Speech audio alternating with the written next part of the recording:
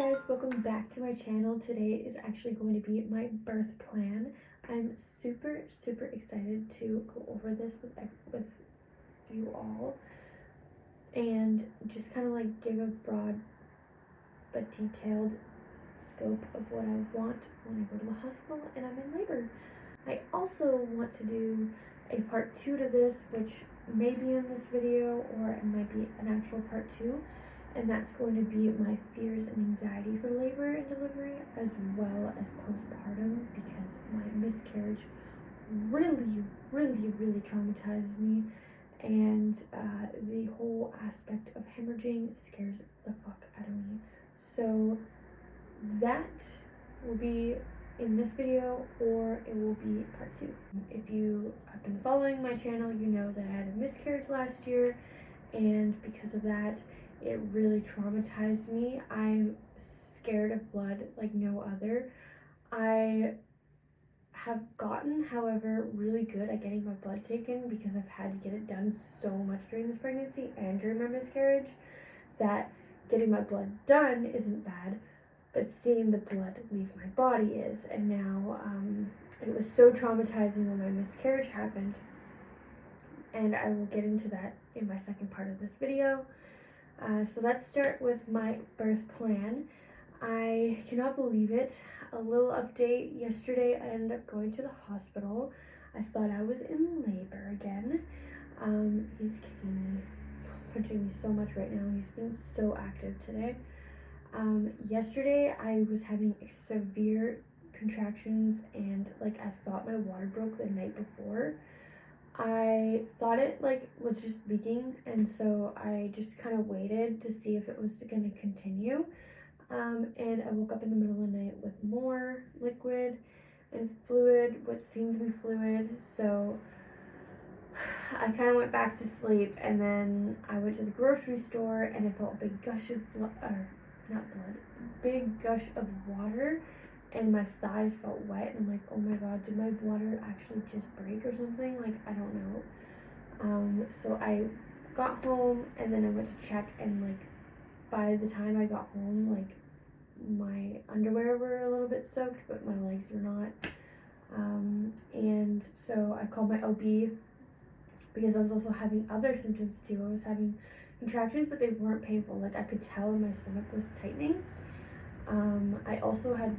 I had a bowel movement in the morning that was normal, but then when I got home from the grocery store, it was diarrhea, and I'm like, oh my god, that's a big sign for labor. So I was having contractions. I had that happen to me. I was what seemed to be leaking fluid, and my vagina just started to like cramp. Like, it just felt like it was like period cramps, but it was really intense. It was almost like when I had my miscarriage and I was contracting all the stuff out of my body. I definitely thought I was in labor. I didn't think I was going to be told to come in, however, but when I called my OB, they're like, yeah, you should go in and get checked. You might be in labor. And I'm like, oh my god. And it's on football Sunday. And I really didn't want to mess it up for Tyler, but honestly, it is what it is. So I had a shower, ate something, and got my ass there with my hospital bag and everything, which you should check out my hospital bag. My last vlog was my hospital bag, so go check that out and see what's in it. And so we got there, they got me in right away, and they did some testing. They did the speculum, which is so uncomfortable and the worst part about everything, for checkup reasons. And they swabbed me, and I was having harsher contractions there. I was having really bad lower back pain, like really bad lower back pain, and my vagina was still like going like this basically, and baby was fine, everything was fine. And then they checked for my water breaking, and it did not break. So because it didn't look like it broke, they did send me home. And they did say, however, that his head could be, because his head's very low right now, and it has been for a long time, that his head could be covering the hole that burst. So I've been watching out for the last 24 hours to see if him moving will cause the fluid to happen again. However, I did wake up this morning feeling blood again, but it's not continuing. Like, it's not like a constant trickle. So I really, really do not know what is happening. It's not discharge. It's fluid. And it almost feels like you peed yourself, but there's no pee. It's just clear, smells like nothing. Like, I really don't understand what it is. They say maybe it could have been mucus, and maybe my mucus plug is on its way to come out. I don't know. All I know is that I woke up with intense pain this morning from the speculum, but also because of like what I went through yesterday. So I don't really know exactly what's going on. Right now my eyes feel really funny as well. I think it's the extra fluid going on. My hands hurt really badly. It's the extra fluid. It's the weirdest thing. Like, I wake up in the middle of the night and my hand feels like I can't squeeze how I normally would squeeze. It's super weird. And it just hurts, like my bones hurt.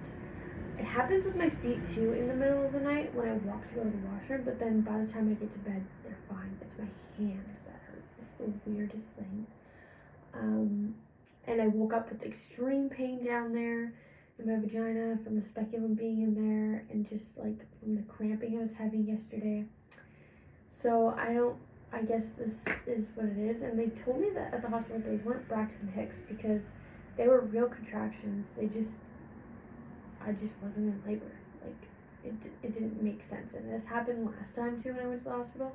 But like, your contractions are really close together and really large, and you're not feeling any pain. And I didn't feel pain for a very long time. I was at the hospital for 8 hours, and it didn't start to hurt until like my 6th hour, I think it was, or like 5th hour that I was there. And then they started getting bad, and then they're like, hey, I think you're in labor, and we did all that. So go check out that video too, because apparently I'm in labor all the time. And then also, because they checked me, they're like, oh, your cervix is now closed. So I'm not dilated anymore. I guess maybe the contracting, it wanted to stop it from opening. Like, I don't know. The body does weird things. So I obviously am not dilated anymore, which is a great thing because that means that he can grow a lot longer. And I still need to do some cleaning. Like, I need to clean my room top to bottom.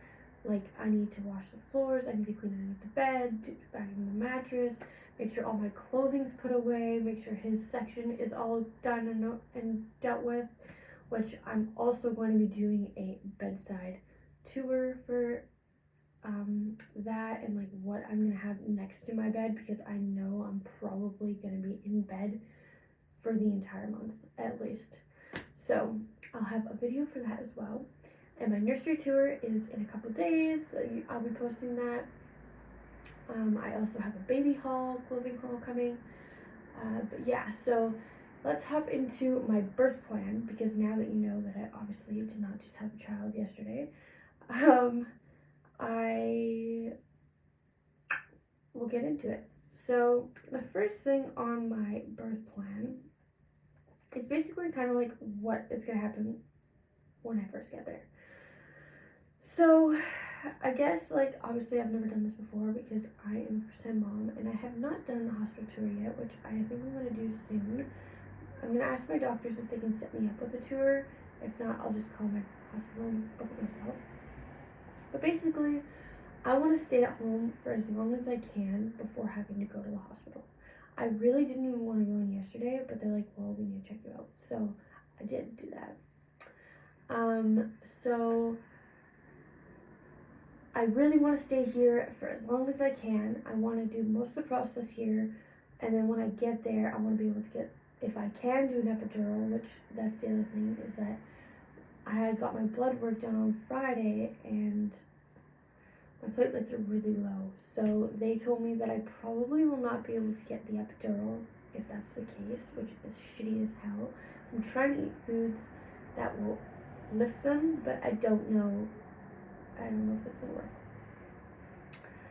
So I'm gonna try and get through the pain here. I'm gonna have a bath, have a shower, try and just relieve the pain the best I can while I'm at home.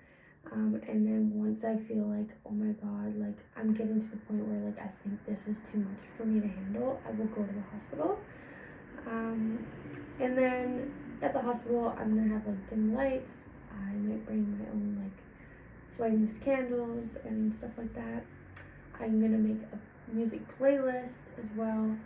I don't really know what vibe I want to do. I don't know if I want to do like a more poppy, like more like you got this kind of music, or I want to do rock because I love rock. It's my favorite type of music. Or do I want to do classical music? Like I really don't know what I want to do yet. I'm really conflicted on that still. I might just make like a bunch of playlists and then whatever I'm feeling, I'm like switch it to this, switch it to that, like whatever. And I'm just gonna bring my at-home like Bluetooth speaker. It's portable and it's just great. And it's actually the thing I'm gonna use for my baby for the sound machine, because I'm not gonna spend $100 on a sound machine or buy a new one for that fact when I literally have a Bluetooth one already. Like it doesn't have to be baby related. It plays music, it plays music. So I'm going to bring that. So that's the stuff like obviously in my hospital bag. I'm gonna bring that with me, so I have all that stuff. But when I get there, I am going to ask them that it's just Tyler that's in the room with me, and I want minimal cervical checks because like I don't really want membrane sweeps or anything like that. Like if I can avoid it, I will do it, because I'd really like to have this natural, because like that's the other thing that happened yesterday is that they're like, if your water did break, we're inducing you today. And I'm like, you're inducing me today if my water did actually break last night? I was so freaked out. I couldn't believe it. I was like, no way I could actually have this baby today. I mean, we don't know how long labor would take. It probably would be the next morning that I would have him, but like, could you imagine I'm having a baby right now? No. I'm not ready yet. I'm ready to be a mom, but my house is not ready yet. I still have things to do, okay? And of course if he comes tonight, whatever, he comes tonight, but like, I need stuff done. So minimal checks, because I want to be able to have everything happen naturally, but you know, it is what it is. For pain management, I already talked about how like if I can't have the epidural due to my platelets, I do not want Demerol. I don't want any opioids. I don't want anything that can potentially fall into the baby's like bloodstream. I don't want that. I don't want the baby drugged at all. I think what I'll do then is do oxygen and gas, so like laughing gas. That's probably my best bet, to be honest. It's gonna be the only thing I probably get. And then for like actually the labor part, I do not want C-section unless it's like really medically like necessary. I'm definitely scared to have a C-section. It sounds so ridiculous, and literally I think it's like 70% of women have C-sections. Literally, I'm not kidding. It's like the highest number because they prefer it. And I'm like, you really prefer that? Like, when I think about a C-section, I'm like, oh my god, you have your whole belly literally opened up and all your organs are taken out to take out the baby. That's what I was told, at least.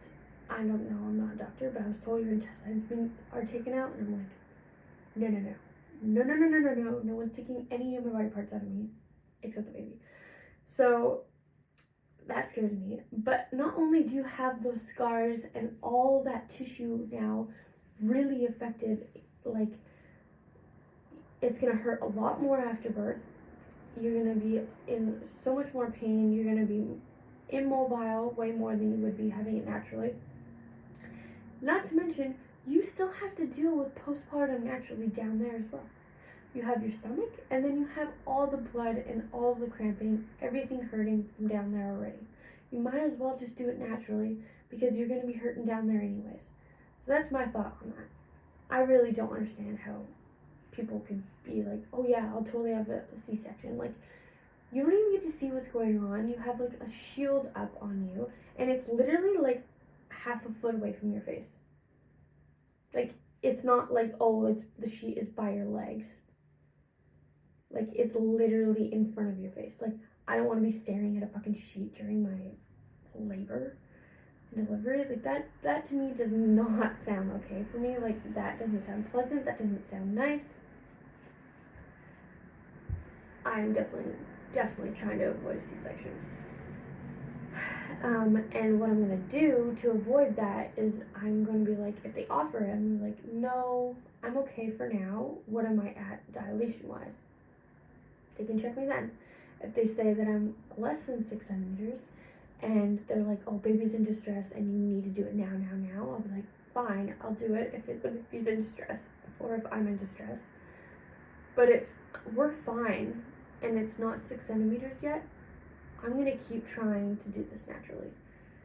Once it hits 6 centimeters and they're saying, oh my gosh, you and the baby are in distress, we need to have a C-section, then I'll consider having a C-section. Unless it's the last step, I'm having this baby naturally. Like vaginally. And then also during that part of labor, I don't want to use forceps. I don't want to use a vacuum unless it's medically necessary, because it can make you tear even more if you're doing those things. People do use them though because they'd rather have that than push. I do not want that. I'd rather push. And because of my position that I'm also going to be in, which that I haven't said yet, I want to be laying on my side. Even if I have an epidural, I'm going to ask for a walking epidural, which means your legs will be able to move. That's what I want. If I'm going to have an epidural, that is what I would want, because I want to lay on my side. It is the most minimal risk of tearing, and it's also the most comfortable I think I will be in. And if you have watched labor videos, you'll know that you actually have a tailbone, right? And there's like pieces of your tailbone that flip open and backward for the baby to go through you. And so your tailbone opens at the back, and if you're laying on your back, that tailbone is in one place and it can't actually move back. And because it's not moving back, the baby can't get down and out. So it's like way harder to push, and you tear way more when you're on your back. So I definitely recommend not going on your back. As far as from what I've watched videos about and like read about, I would suggest not being on your back. I'm gonna try my side, and if Tyler has to lift my one leg, he has to lift my one leg. If the epidural works really well, if I have an epidural. Otherwise, I'm lying on my side for this. My grandmother actually lied on her side, and she said she had no tearing, and she did really well with it being on the side. So that was also another reason why I'm like, okay, well, maybe I'll just try the side. There's no wrong or right way, really, but it's going to be a lot easier on your body and promote less tearing if you're on your side. Or another alternative to then sitting on your back. Like, you can do a squat, you can sit on all fours, which that I originally was like, oh, I can do all fours. No. I realized, because like it's very common for women, obviously, to shit themselves during pregnancy or during labor, that yeah, no, I'm not sitting on all fours for my ass to be pointed towards the doctors and then I'm shitting myself. That does not sound pleasant at all. I'd rather be discreet and be on my side. So that's another reason. Yeah, not doing that. Like I said earlier, no visitors. I just want it to be Tyler. My friend Elise, my best friend, the godmother of our son. I really want to be there if she is in town. She's coming in on the 28th. So if she's here, she will be the other allowance into the hospital. But other than that, I don't want to pick between parents. My mom and dad aren't together, and also like it'd just be way more comfortable just it being me and Tyler at this point. The breath exercise that I'm going to be using, I got from Bridget Tyler. She's a YouTuber, and she's like a birth doula, and she's like built to birth, and I think I mentioned her in my last video. But I'm gonna use the mooing technique. So you really want to like push the breathing downward instead of like outward. You want it downward, not outward. So I'm going to use the mooing technique, and using self-direction, and like just trusting my body in pushing. I obviously need to take direction still from the doctor. If they're telling me to push, I will push. If they tell me to push harder, I'll push harder or less or whatever I need to do. But I'm going to try and listen to my body. It may go the opposite way because I will be anxious, and I'm probably going to have an Ativan because the blood, again, I'm going to explain later. I don't know. The blood and the pushing out, my miscarriage really traumatized me, so I might be MIA for a little bit. I will be also using some mantras. So the mantras I'll be having is like, I'm meeting my baby. 7 billion people in the world have been birthed. So I know I can do this 7 billion times. Someone has come out of someone. And I'm strong. I'm built to do this. I have, this time that I've been waiting for 9 months. Well, longer than 9 months because actually pregnancy is 10 months. And like, this is the moment I've been waiting for my entire life, is to be a mom. This is only temporary pain that I'm going through. This pain is normal. This pain is supposed to be here. This pain is helping the baby get out of me. I am also, this is really key for me, surrounded by care. I'm surrounded by medical professionals in a time that is the most advanced, and like I said, 7 billion people have been born. So those are kind of like my mantras. I'm gonna think, if this helps, I don't know, I might do a heat pack on the back as well, just to soothe my back, especially if I don't have an epidural. During labor as well, I do not want an episiotomy. I do not want them to artificially cut me open. I'd rather tear naturally because the healing process is way better, as well as the pain for it. If they have to do it medically, they will do it. I am not totally against it, but if I can avoid it, I do want to avoid it. Another type of this part of the labor is if something wrong does happen to me or the baby, if I'm incapacitated at any point, and have a high-risk health concern, Tyler is to make all the decisions for me and the baby, and to consult with my parents and my foster parents, but he makes the final decision. I think that it's important that he is it because he knows me the most out of anybody, and he also will be looking out for both of our health. And we have decided that if something is to go wrong with either of us and only one of us can live, it will be me, because I can have another baby but can't have another me. So I don't even want to get into that. Like, I want to cry when I say that. But it's important things that you need to talk to with your partner about, because those things can happen. Like, if anything was to happen between us two, you need to have a plan for that, which no one in any of these videos that I've been watching about birth plans talks about. These are important things to talk about. So definitely talk to your partner about those also life decisions that you have to have. when the time arises. I hope, pray to God, that never ever happens, but it is good to have a plan in place just in case. And then if all else goes great, baby comes out, I really want delayed cord clamping because all the benefits of that is miraculous.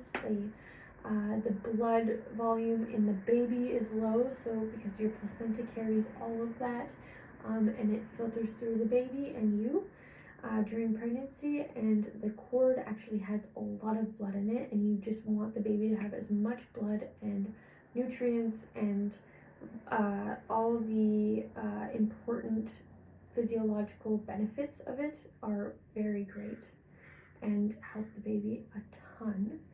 So I will be definitely delayed clamping. And if Tyler wants to and is comfortable, I'd like him to cut the cord as well. And then once the baby has been cut cord, I would like, before they do any testing on him, if he looks normal and everything, I'd really like to have chest-to-chest a session for at least 1 to 2 hours before they go and they do all the baby measurements, all the random things that they need to do. I really want that first initial few hours just us three and just take it all in while they're doing all the rest of the stuff down there, because that is also what I'm really concerned about, is just being present and knowing stuff is going on down there. I'm such an anxious person. I know everyone says you're going to have your baby and you're not even going to notice it, but I'm going to notice it. And I pray to God I don't, but if I do, that is why I'm like kind of nervous. Is like, if I am, I am, but I'm going to try and focus as much as I can on my baby. So I want chest to chest. I don't want to be just sitting there by myself while they're fixing me. I want my baby next to me, so I'm distracted all the way through it. And that goes through like placenta delivery and everything. I don't even know what that's going to be like. I live in Canada, and different doctors do it different ways. I've heard some of them push on you, some of them pull it, some of them allow it to come out naturally, or you push it out. Like, I've heard so many different things. I don't know what to expect, to be honest. And I don't want the baby to have a bath either. I want him to have his first bath with us, and I want him to, the benefit of that as well, is that all the microbes around the room, or even inside me, he is just the world, and there's a lot of benefits to having first contact with the world and not having a bath. It just helps their immune system and just a bunch of benefits. And same thing with no eye cream. I don't want eye cream. He doesn't need eye cream. He's got a thick layer of stuff on him that he has, and he does not need eye cream. So I'm not doing that either. He also is not going to be circumcised. I honestly have heard so many mixed things about circumcision, but I've heard a lot of bad things about it. It's harder to clean. It's harder to keep uninfected. It is not as pleasant for a man. Like, when they're a man, it's not as great. Like, it sucks as far as I know. And yeah, we're not gonna do that. Everyone is entitled to their own decision, of course, but I'm outweighing different pros and cons. And then also, I plan on breastfeeding there, so I would like him to be breastfeeding immediately with me. And so I'm going to bring my haka, and I'm going to bring my own bottle, because I don't want him to have a bottle there and then switch to a new bottle at home. If something was to happen where he can't take my breast, he can't latch or something, I want to be able to have the bottle and all that. I don't know if I really plan on using a pacifier right away. I've heard the nipple confusion is really bad, but at the same time, it's SIDS, and sudden infant death is extremely high, and apparently pacifiers reduce that significantly. So I probably will be using a pacifier, but only if I can't soothe him right away. So if I can't soothe him in the hospital, then we'll use the pacifier. But otherwise, I'm gonna wait at least a week. I want to breastfeed. There's so many benefits to breastfeeding, especially in the beginning, because you're actually having colostrum, which is a very high nutritious thing that the baby needs right away. That's why you produce it right away. And then your milk comes in later, like a couple days later. And I just do not want them to give him formula there. It's just not what I want. I do not want that. And I also got like my own free samples of formula, and I've heard pre-made is really bad because they will be obsessed with the pre-made and they won't take anything else. So I'm also going to bring my own formula because I do not want the hospital to give them formula, because I don't want to have to switch him and then him not want it, or like, you know, it's just like too many variables there. I'm also doing that. But that's kind of like the gist. It's very in depth. This video is already very long. I haven't even gotten to my fears of postpartum and labor yet. I guess I just continue to ramble on, and I think I'm gonna have to cut this video. So this is basically what my birth plan is. I plan on having him come home right away. I don't know if it's like you stay 24 hours after your first child to monitor you. I don't know about that. I think that he will be born and then will leave pretty soon after. I've heard people go in and out within the day. I don't know if that's gonna happen for me though. I obviously have no idea what it's gonna be like when I go and what my circumstances. But I have his going home outfit. I have a little swaddle he's gonna be in when he's at the hospital for the nighttime. And I'm so excited to meet him. I know I said I'm not ready. I wasn't ready last night. But I am really excited to see what he looks like and just know what he looks like. Like, he is my baby, and I can't stop fantasizing what he's gonna look like and who he's gonna be. And just like this tiny little human that's still in me, that is gonna be out of me, and like he's full grown because I'm full term now. And I'm just like, well, he's not full grown because he's a smaller baby, so he still has time to grow, but like he's full term. So if he comes tomorrow, he's developed enough, and I'm really, really grateful that I've gotten to this point. You have no idea, having that miscarriage really fucked with us, but getting pregnant immediately really, really, really helped with the due date and all that came with the tragedy of it. If you want to check out my video, I do have a video on that and what it's like being pregnant after miscarriage. This story is so still going on, and it'll never leave me. It'll never leave Tyler. It'll never go away. This is technically our second baby, and I just can't wait to meet him and be a mom to him. I'm already a mom to him because he's been growing in me, but like I get to physically interact with him, so I'm so excited to see him. And who knows, maybe I might not have a video up for a while, and I actually do have him this week. I might have that happen. But yeah, so that's my birth plan. I'm gonna try and stick to it if I can. If I can't stick to it, that's fine as well. It is what it is. I obviously don't know what to expect while I'm expecting. And I guess this is it. I guess I'll talk about my fears and, you know, anxiety about labor and postpartum in my next video. So thank you so much for watching, and I will see you guys in my next video. I'm going to do the part 2 of this video, and I'll either do it today or I'll do it tomorrow, and it'll be up in a couple days from now. I am super excited for what's about to come, and yeah, thank you for watching.